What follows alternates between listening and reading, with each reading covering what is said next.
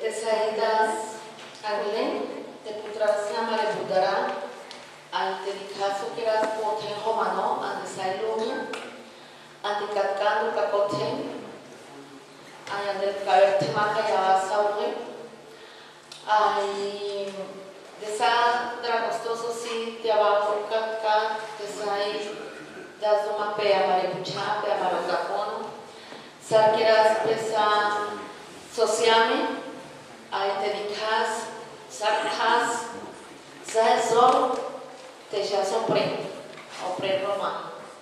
Bueno, entonces después de este corto saludo, lo que quiero decir es darle gracias a Dios porque estamos acá. Gracias a todos y todas, gracias a la Fundación Maranata, gracias a Bere, a José Luis, a todos los que están aquí, por hacer posible que estemos acá, porque este es un gran esfuerzo el hecho de venir acá, y no estoy de acuerdo con que digan que la participación no cuesta, porque la participación cuesta, se requieren recursos, se requieren muchas cosas, se requiere trasnocho, se requiere esfuerzo, se requiere dejar la familia a un lado para poder estar aquí con todos y todas. Bueno, yo voy a hacer una presentación que se llama Consama Melejón, o sea, ¿quiénes somos los gitanos? Desde la invisibilización y la resistencia.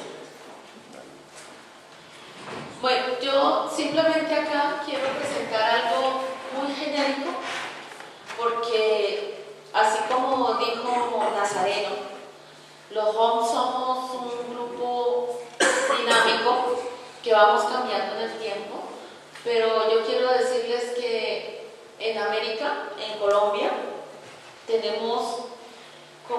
nos hemos preocupado también por saber de dónde venimos. Pues lo que nosotros hemos investigado es que ya lo que hemos sabido, que venimos después del periplo en el Punjab, en el Sindh, en el año 1000, se partió los ROM hacia Europa, posteriormente hacia América, y en la Segunda Guerra Mundial llegaron muchos gitanos a América. Por ejemplo, también se tiene en cuenta el tema de, en el tercer viaje de Colón ya iban 4 gitanos a América. Entonces, yo lo que estoy dando es como una contextualización histórica, porque nosotros hemos contribuido a la formación de todos los países de América, y no solamente de América, sino en donde hemos estado, también de Europa. Es decir, que los países tienen un aporte de esa identidad étnica y cultural que somos los romanos. Yo no me imagino España sin el flamenco, por ejemplo. O sea, yo no me imagino este país sin eso, porque este país se caracteriza desde el punto de vista de la música tradicional del pueblo rom a través del flamenco. Bueno, en América, de acuerdo a la historiografía, a personas que se han dedicado a estudiar también a los rom, como el caso de Hugo Alejandro Paternina, de Juan Carlos Gamboa, se decía que nosotros éramos arrochelados, vagabundos, es decir, que éramos los llovidos. ¿Por qué? Porque no nos situamos en esa cuestión de la colonia, en todo lo que tiene que ver con la cuestión de estar bajo el control de la colonia, de todo lo que era, lo que implicaba la colonia para el pueblo rom. Entonces, lo que se hacía era crear villorios, no solamente con los gitanos, sino con gente que, por ejemplo, estaba bajo la cuestión de la esclavitud, como los negros, los afro, los indígenas que no se querían someter a todo eso también, y entonces se iban grupos en diferentes, éramos como los rebeldes de aquel entonces. Bueno, pues aquí también podemos traer relación del Santo Oficio, de la Inquisición, de la cuestión de los que no sé, o sea, de los torturados, de los quemados, de los que no se querían convertir a la cuestión de la religión. Pues eso como en un contexto muy rápido de lo que ha sido la historia, porque el que no conoce la historia pues también tiene de volverla a repetir en cosas nefastas y negativas. Nosotros, ¿cómo nos definimos en Colombia? Nosotros tenemos compañía. La compañía significa como toda esa agrupación de familias que están en diferentes partes, en diferentes ciudades de Colombia. Por ejemplo, tenemos compañías en Bogotá, tenemos una gran compañía en Girón, en Cúcuta. Estas son ciudades, como 11 ciudades importantes del país en donde están los ROM. Tenemos en Bogotá, como ya lo dije, en Cúcuta, que queda en frontera con Venezuela, en donde ustedes han sabido que ahorita hay una gran crisis y esta compañía prácticamente se ha desaparecido por esa crisis.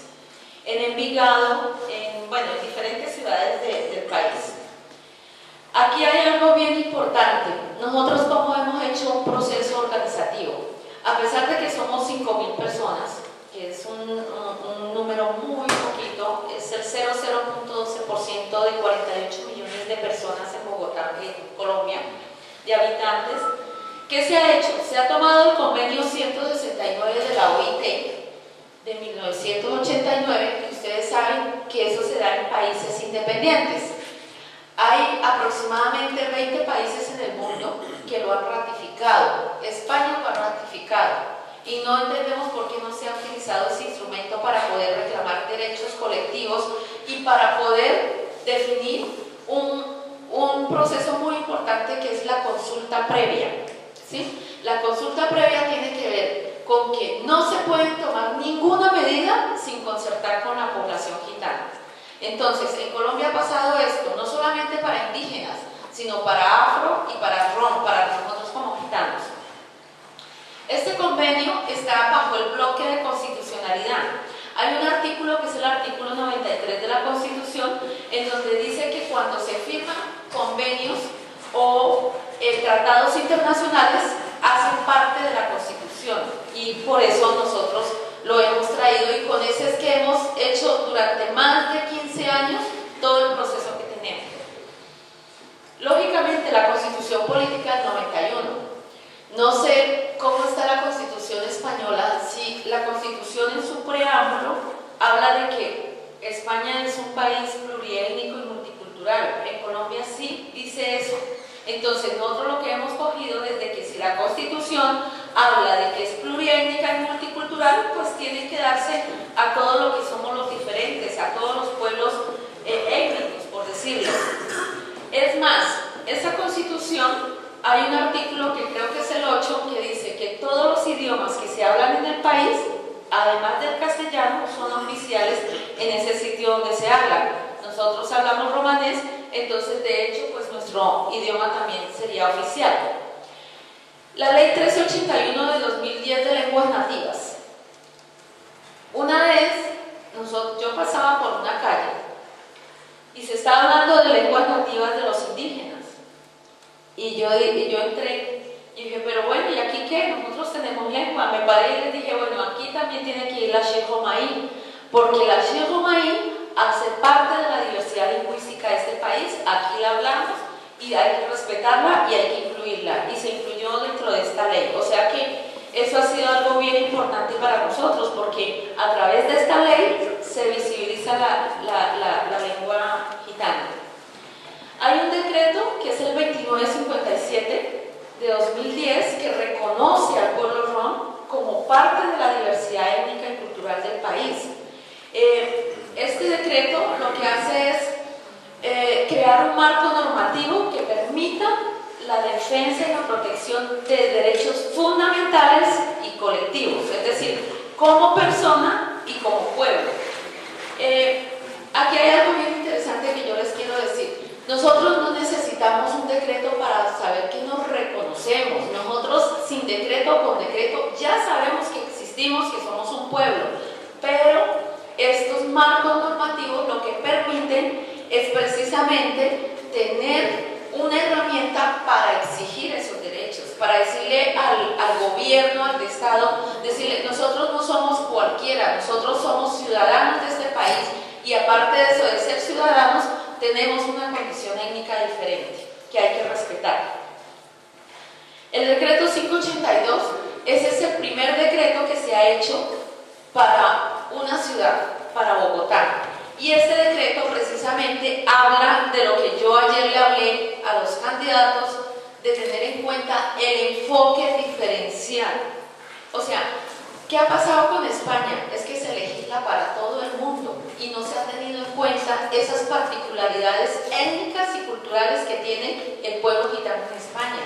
Y por eso se ha fracasado en la educación, se ha fracasado en muchas cosas, en la vivienda, porque es que nosotros tenemos una forma de pensar diferente. La educación no es competencia, la educación no es individualización, la educación no es egoísmo. Para nosotros como gitanos, la educación es algo colectivo, es algo que vamos juntos, que no se puede dejar uno atrás y el otro arriba, no es el más inteligente, no, la educación para nosotros vamos todos ahí, todos nos tenemos que ir cuidando, todos somos colectivos y todos tenemos que salir, porque tenemos principios, tenemos espiritualidad colectiva, somos un pueblo que no, lo que me pasa a mí, le pasa a mi familia, le pasa a la compañía y le pasa al pueblo gitano.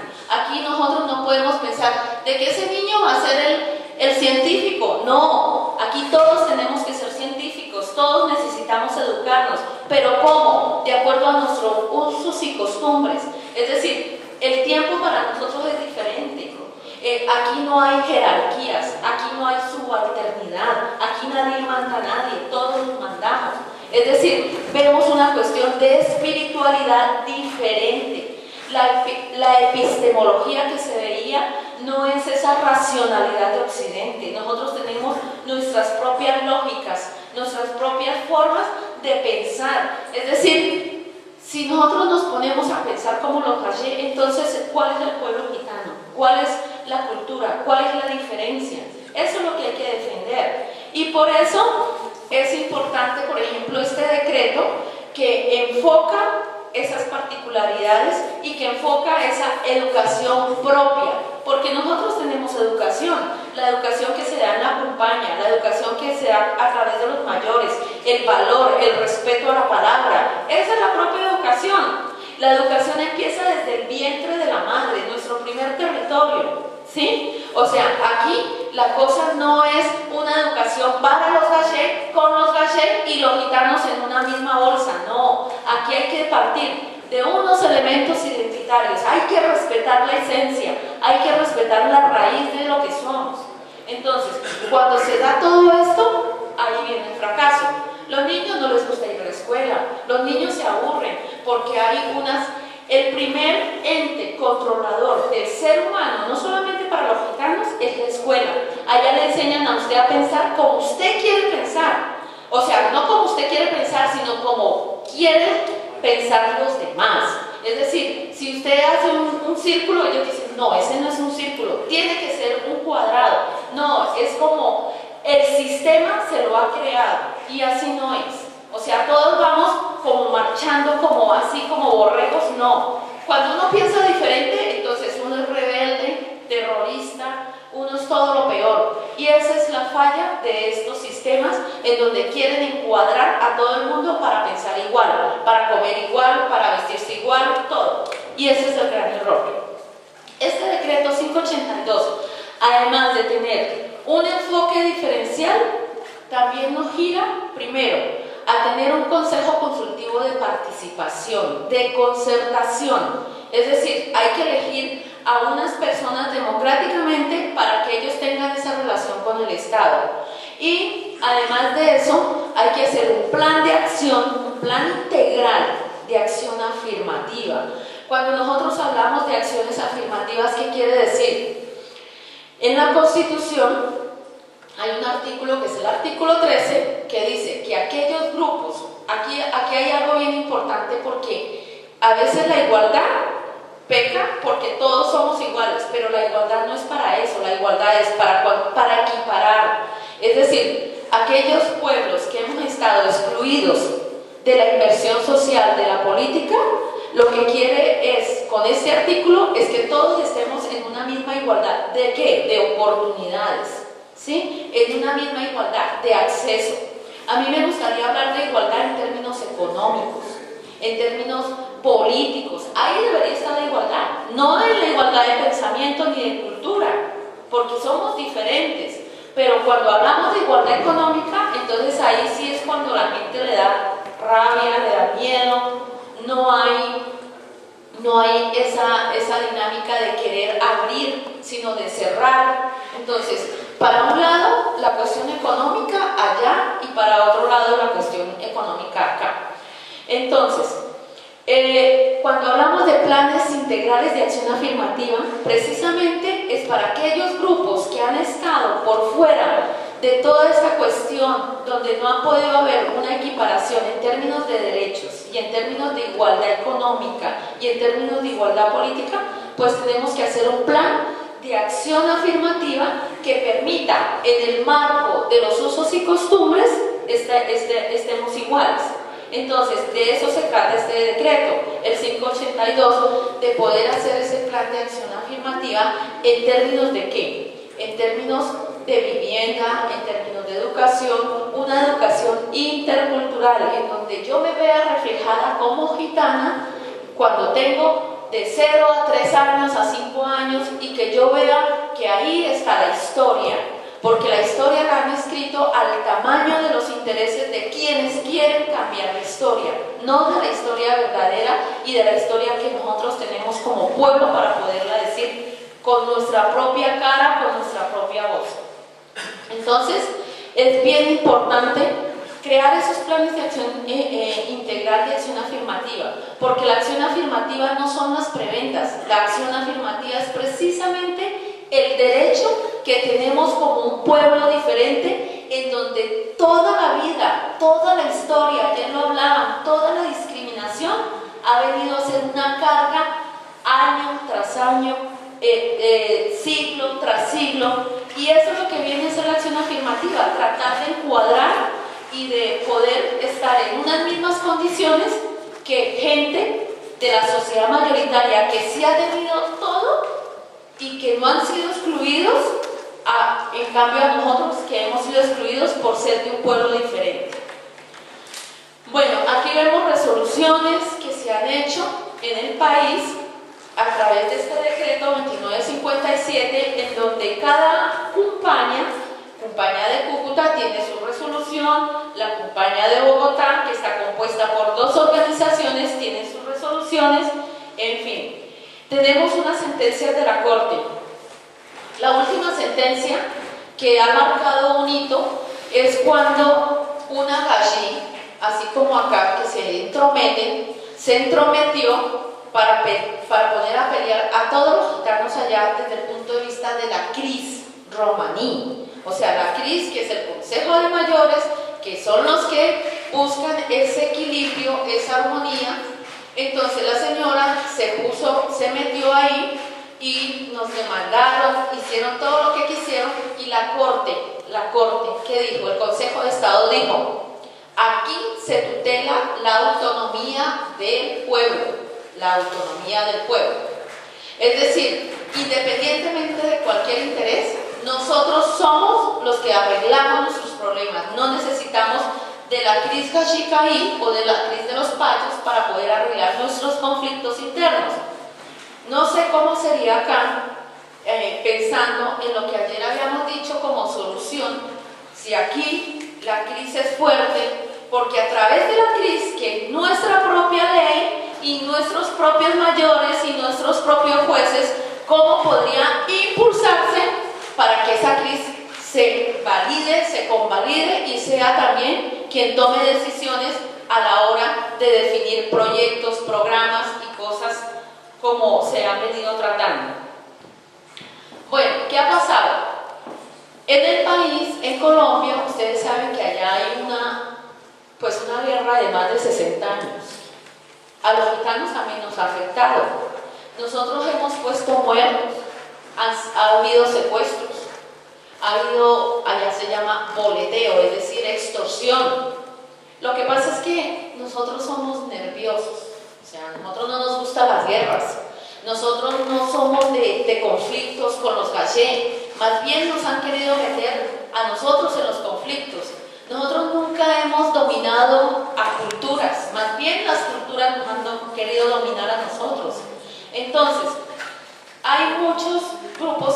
migrado a Brasil, a Venezuela, a Argentina, precisamente por ese conflicto.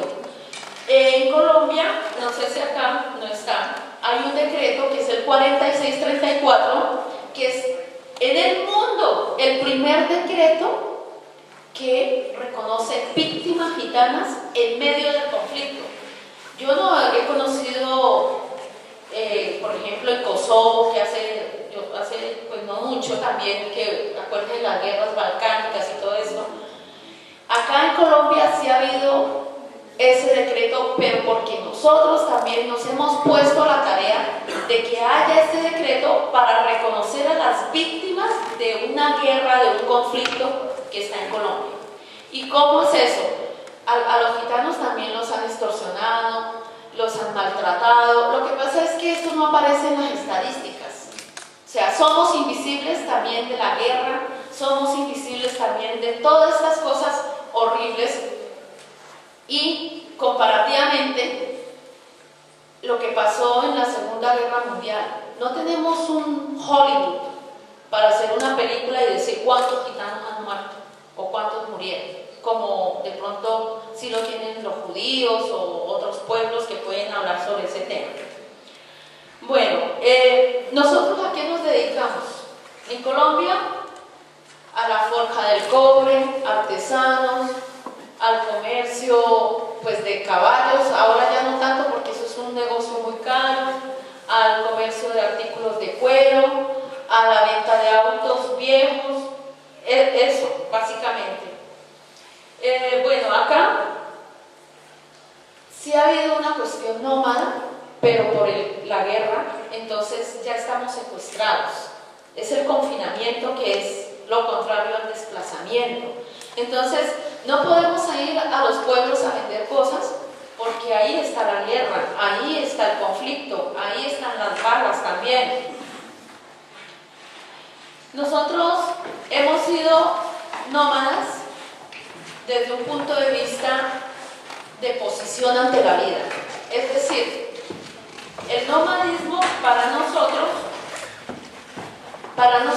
es una posición, a pesar de que estamos quietos, el nomadismo nos da a nosotros para ser creativos, para inventarnos nuevos trabajos, porque, como sabemos, que no hay mucha gente en las universidades, que no tenemos profesionales, nos toca inventarnos trabajos.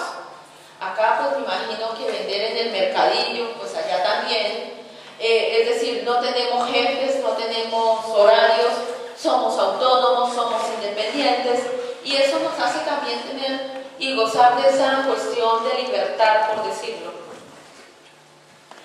Bueno, allá hay una cuestión de organización patrilineal y patrilocal, es decir, se es gitano por vía paterna y el hombre es el que toma decisiones, es el cabeza de familia.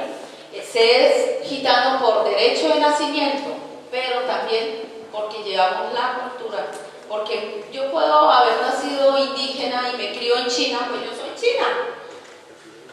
Bueno, allá tenemos una cuestión que se llama las Bitsi o los clanes, ¿sí? Entonces tenemos las Bitsi, que son los Bolochos, los Mihai, los Churones, los Bimbay, en fin. Entonces, la Bitsi es el conjunto de familias patrigrupales y que a través del tiempo y la historia tienen un antepasado masculino. Hay una fuerte cohesión interna y manejo de un complejo sistema de exclusividades frente a los que no son gitanos. O sea, allá los bashé y acá los gitanos. Bueno, como hemos hablado con algunos primos acá, una de las cosas supremamente importantes es la valoración de los ancianos o de las personas mayores. O sea, hay un respeto a la palabra, un respeto al mayor, hay un respeto a la cris. O sea, la cris es la justicia propia y a través de la cris es como nosotros buscamos pues la armonía. Se habla en romanés todavía, que pues para nosotros es un elemento supremamente importante hablar en romanés, porque pues es algo que le da como estatus a los gitanos allá. Es decir, quien no habla romanés pues se ve como mal. Entonces esto es bien importante. Bueno, el sentimiento de libertad, el valor y la fuerza y la magia del valor de la palabra, que ustedes saben que hoy en día es muy difícil porque los gallegos necesitan la firma de los papeles, nosotros con dar la palabra con eso tenemos. La idea de un origen común y una historia compartida, que yo creo que eso no solamente en Colombia, sino en todo el mundo.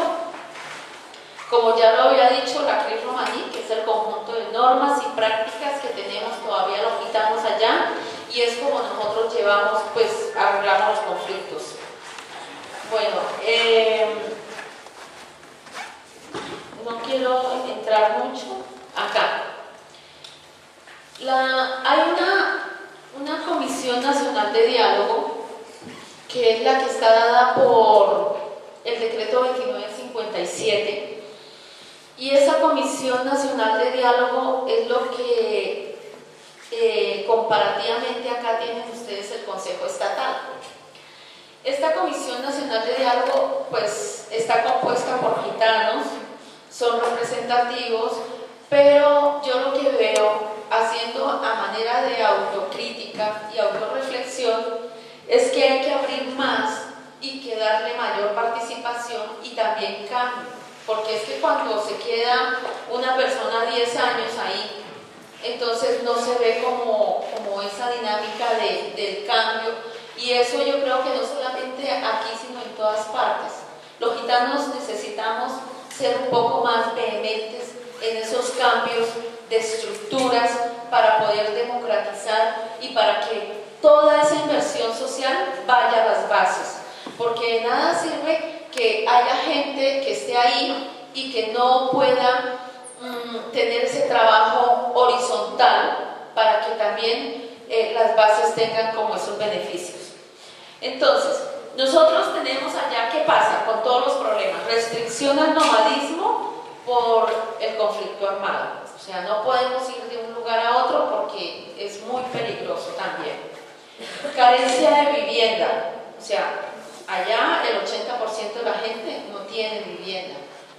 Debilitamiento a veces de la CRIF romaní también, precisamente por el tema del conflicto, por el tema que hay algo que está bombardeando a los jóvenes y está haciendo que la generación de los mayores con los jóvenes no tengan un punto de encuentro. Y eso no solamente en el pueblo rom, en el pueblo gitano en Colombia, sino también con los pueblos indígenas, con el pueblo negro. El hecho de la globalización, de la individualización, de lo que hablamos del tema de comprar, del consumismo. Eso hace que se vayan perdiendo valores ancestrales y se vaya perdiendo el norte. Debilidades de lo territorial y central para la implementación de políticas públicas, es decir, está Bogotá, que es el centro, es donde se maneja todo, pero a las regiones no, o sea, hay como una desarticulación de lo que manda el centro hacia donde están las demás compañías.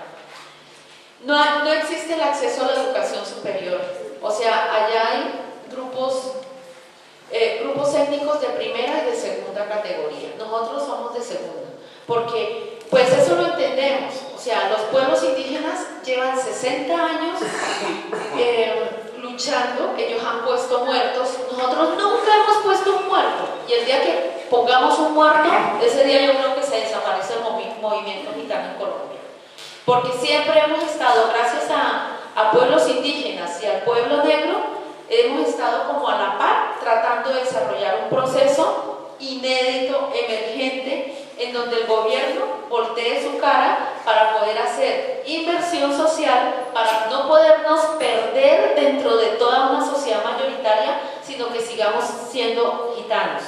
Y eso es bien importante, porque yo no me imagino un país donde no haya nada de diversidad y que todo el mundo sea igual. Nosotros somos diferentes. En Colombia hay 64 lenguas indígenas, está la Xijomaí, está la lengua criol, que es la de San Andrés, que es una lengua que tiene ancestro africano, está la palenquera también que tiene ancestro africano, y nosotros. Entonces, eso hace parte también de la diversidad lingüística del país. en esto de que no existe el acceso a la educación superior, hay un acceso para pueblo afro y para los indígenas, pero para los gitanos no tenemos. En Colombia somos contados con los dedos de la mano cuántas personas profesionales somos, son muy poquiticos. Y eso hace que no haya un empoderamiento de líderes gitanos que tanto lo necesitamos. Pues yo no me imagino, pues yo ya he tratado como de zafarme un poco del proceso para que precisamente hayan otras personas que puedan asumir el tema del liderazgo y que permita promocionar a más gente, porque necesitamos diferentes líderes en diferentes áreas de todo lo que es el gobierno, de todo lo que es el Estado, de todos estos procesos sociales. Erosión del idioma romanés. ¿Por qué? Porque cuando van los niños a la escuela, cuando llegan ya no dicen Sarmaizán, Somaiquerés, Sosí, Soquerdián, no, hola, ¿cómo están? Entonces no se puede permitir de que la educación, el sistema homogenizante nos llegue con los niños. Nosotros lo que reclamamos es una educación propia en donde el romanés se permita hablar. Bueno, detrimento de la economía. La economía, pues, como no tenemos profesionales, pues nos toca acudir a inventarnos trabajos cotidianamente. También hay ausentismo en la educación, los niños no les gusta la educación porque es una educación rara, diferente, choque cultural. Faltan espacios de participación, faltan espacios de liderazgo, falta de liderazgo de la mujer y de los jóvenes. Ustedes, como saben, pues el pueblo rom es un pueblo patrilineal, patrilocal, en donde las mujeres tenemos unos roles, los hombres tienen otros roles, y ahorita hemos tratado de incursionar tanto en lo público como en lo privado para poder también llevar la voz de las mujeres y de los jóvenes a estas instancias. Bueno, racismo, exclusión y marginalidad, eso creo que no solamente aquí, sino también allá. Aquí hay algo bien interesante que es con los presupuestos. Llevamos 4 planes nacionales de desarrollo, en donde está el pueblo gitano dentro de los planes nacionales de desarrollo. Eso es importante también, me imagino que aquí en España estarán ustedes ahí en esos planes nacionales. Cada vez que cambia el presidente, nosotros logramos meter dentro de la parte estratégica del plan al pueblo gitano, pero en la parte presupuestal ya no estamos. O sea, somos muy visibles en la parte estratégica, pero en la parte de concretar presupuestos para cambiar cuestiones de vida, mejoramiento, ya no hay porque los gitanos no sé qué, no hay. Y como no tenemos de pronto una persona en el Senado o en la Cámara para que pueda defender intereses rom, pues siempre vamos a estar excluidos. Bueno, uno de los desafíos es luchar contra la discriminación, el racismo, pero este reto no solamente son, o sea, este reto nos pertenece a nosotros mismos. Todo parte también de lo que nosotros podamos asumir, porque estos procesos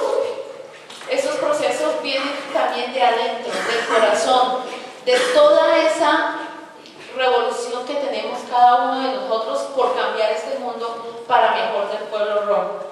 Y pues Nais Tumenge, que significa muchas gracias, y yo espero que cada uno de nosotros podamos tener esa revolución por dentro, y más que ¿qué les digo yo? Porque yo he trabajado muchísimo, ahí sí, como decía, creo que Nazareno, no sé quién decía, sin esperar que me paguen, sin esperar nada. Sin embargo, yo creo que cuando uno trabaja, pues uno trabaja en estos asuntos y tiene que haber una retribución, pero ya es una cuestión ya de trabajo. Por ejemplo, yo trabajo en la Secretaría de Gobierno de Bogotá para la Compañía de Bogotá. ¿Pero por qué me pagan? Porque soy profesional, porque tengo una experiencia, pero más que porque me paguen, yo tengo que estar en esos espacios en donde no haya representación gitana para poder llenarlos, independientemente de lo que sea. Y yo creo que eso es el amor que uno le puede dar a su pueblo para cambiar todo ese racismo, toda esa discriminación y toda esa mala imagen que tenemos. Porque aquí lo que se requiere es precisamente mostrar nuestro rostro verdadero y nuestra voz como la tenemos, una voz sincera, en donde también nosotros somos seres humanos y necesitamos vivir como seres humanos y como parte de este mundo. Entonces, la invitación es precisamente a cambiar ese mundo tan xenófobo y tan racista, que es lo que hace que nosotros estemos excluidos de muchas cosas.